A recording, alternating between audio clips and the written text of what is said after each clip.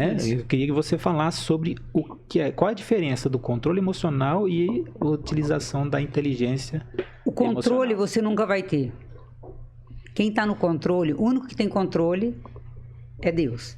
Nós temos o comando das nossas emoções, ou seja, o gerenciamento das minhas emoções.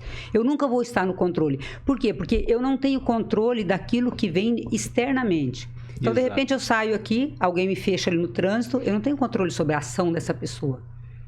Mas eu tenho que trabalhar minha inteligência emocional para que eu tenha o comando das emoções, para que eu, entre a ação da pessoa e a minha reação, aquele lapso temporal, que às vezes é de uma fração de segundos, eu consiga não me sentir ofendido. Hoje, ainda de manhã, eu fiz uma live, eu falei, a ofensa é algo assim pernicioso, porque ela te torna uma pessoa amarga. Como que eu sinto ofendido? De repente a Marisa passa perto, sou amiga da Marisa, ela passa perto de mim e ela naquele dia, por qualquer motivo, ela não me cumprimenta. Nem olhou. Se eu não tenho inteligência emocional, se eu fui uma pessoa rejeitada lá na infância e não trabalhei minha inteligência emocional, porque eu fui realmente rejeitada, mas eu já trabalhei isso. O que eu fiz para ela? O que eu fiz para Marisa? Eu já vou começar com aquela ofensa. Marisa nem prestou atenção que eu estava ali. Míope. Entendeu? Então, de repente, ou ela não viu que eu estava, ou ela estava com problema, e aí a Anice, ao invés de chegar na Marisa, falou, ô amiga, aconteceu alguma coisa, eu posso te ajudar, que você passou, não me cumprimentou? Não, eu já vou ficar ofendidinha, e já vou ali na Fran e falo assim, viu? Marisa, tá nem ligando pra mim. Bem o tipinho dela mesmo, sabia Bem que era dela. desse jeito. E aí vira... Que ela era Foi assim. só porque...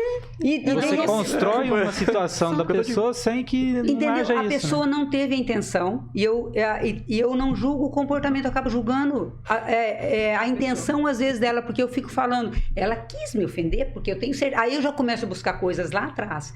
Mas isso o quê? A minha rejeição. Eu, Anice, pequenininha, tô me sentindo rejeitada, eu acho que ninguém me ama. Se eu tenho inteligência emocional, ser minha identidade, filha.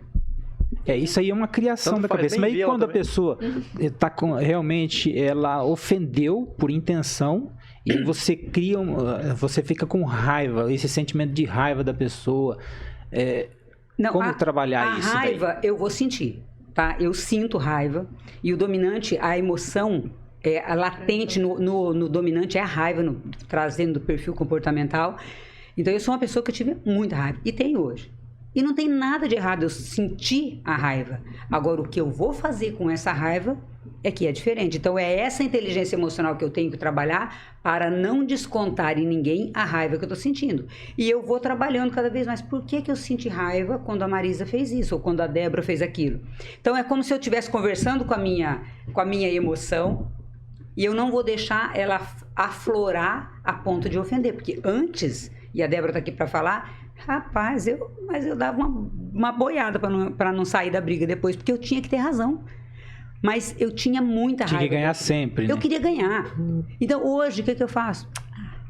Gente, deixa pra lá. Vive dopada. Não sai mais de casa, não tem uma... É Rivotril. Não, é sério, gente, eu trabalhei em mim o quê? A rejeição da criança. Então, aquela raiva que eu sentia é por aquilo que eu vivi na minha infância. E eu vivi muitas situações desafiadoras na infância, como todo mundo, eu acredito que tem vivido, em maior ou em menor grau.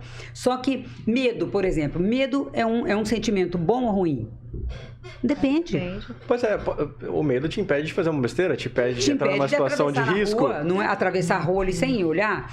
Só que aquele medo que te paralisa, ele já é um medo que precisa de um olhar mais atento. Entende? Você fez um comentário muito bacana, a gente já bateu um pouco nesse assunto aqui, mas, por exemplo, a criança, quando passa por um divórcio dos pais, né? A gente entende que isso é uma sentença que a única pessoa que paga a pena, o único condenado ali é o inocente da história, né? Porque a criança vai carregar aquilo para sempre. Eu também sou de pais separados, imagino que muitas pessoas aqui que estão assistindo também são, e passaram por isso. Para você descarregar isso, acho que eu posso usar essa palavra, para você se libertar disso, é necessário um reconhecimento, não é? Porque as pessoas vão ignorando isso, assim como a gente vai ignorando tantas outras situações da nossa vida. A gente sente ciúmes, a gente fala, não tô sentindo nada. Você ignora isso. Você nega, né? Você nega, é uma você negação, fala, não vai resolver. Por mais que você tá sentindo. Chega um ponto que a gente tem que falar, né? Eu tô sentindo, eu tenho que melhorar isso aqui. Eu tenho problemas no meu relacionamento porque meus pais foram separados e foi por isso. Eu sinto falta da presença do meu pai, por exemplo. Algo assim, né? As pessoas têm que reconhecer o primeiro passo, né? Igual você falou assim, eu reconheço que talvez em alguns momentos não fui a mãe que eu poderia ter sido. Em muitos momentos, não foi em alguns não, amigo, foram em muitos. Você fala disso com uma, sabe? Uma facilidade. Eu falo pros meus filhos que os meus filhos sobreviveram à mãe, nenhum inimigo vai ser forte o suficiente para derrotá-los. Criei vocês pro mundo, rapaz. Sobreviveram a mim. Sobreviveram e reconhecer isso é legal, porque eu falo hoje, eu tive, claro, que trabalhar isso muito em mim. Porque a primeira coisa que me veio, quando eu reconheci, quando eu percebi que eu tinha sido uma mãe disfuncional em algumas coisas, foi a culpa. O sentimento de culpa que está querendo me destruir. Sorte que eu estava nesse processo, e eu falo que o coach ele é um processo, e eu fui me perdoando. Eu tive que fazer um processo de perdão espiritual, mental, racional, para que eu não carregasse essa tonelada nas minhas costas. Porque eu fui a melhor mãe que eu podia ser naquele momento. Perfeito. Então, eu emocionalmente, eu era totalmente desequilibrada, mas assim... Por isso que eu sou assim. Temos um resultado, pessoal. Meus filhos tiveram os melhores médicos que o meu dinheiro pôde pagar. Certo. Meus filhos tiveram experiências que muitas pessoas, né, Débora, muito mais abastadas não tiveram.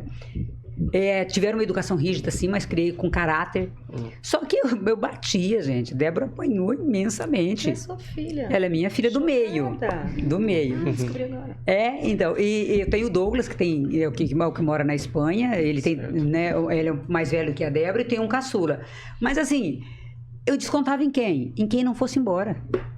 Perfeito. Eu descontava em quem estava próximo. Eu sempre falo assim... eu sangrava em cima de quem não me cortou, porque aquela raiva era de quem? De quem me feriu. Só que eu descontava em quem? Quem não podia ir embora.